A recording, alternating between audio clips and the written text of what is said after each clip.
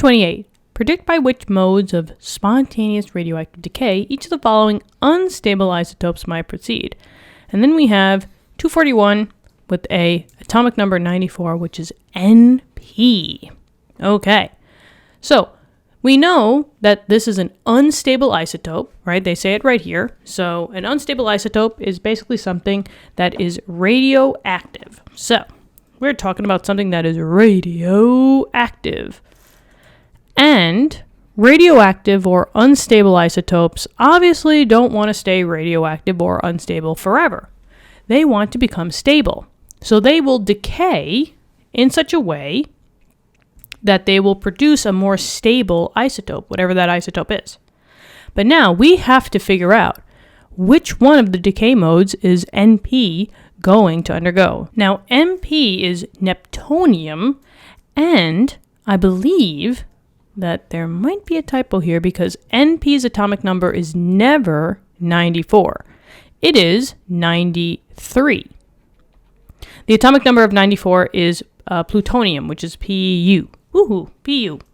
So there might be a mistake here because definitely Np will never exist as an atomic number of 94. But either way, it doesn't really matter because we can answer the question the same way.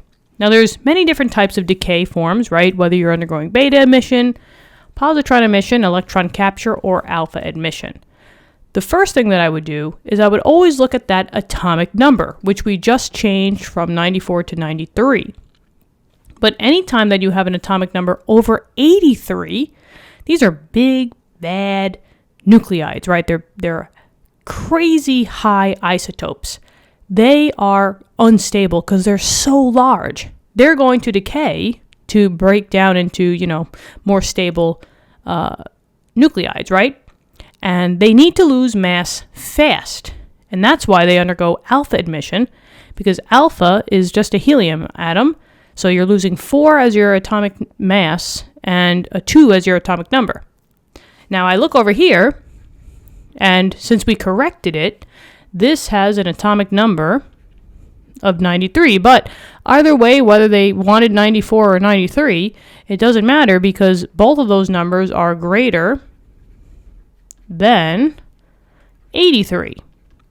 And anytime that, the atomic number is greater than 83, you're always going to be undergoing alpha emission. So you're going to be releasing alpha particles, aka helium atoms, into the atmosphere until you get a more stable isotope.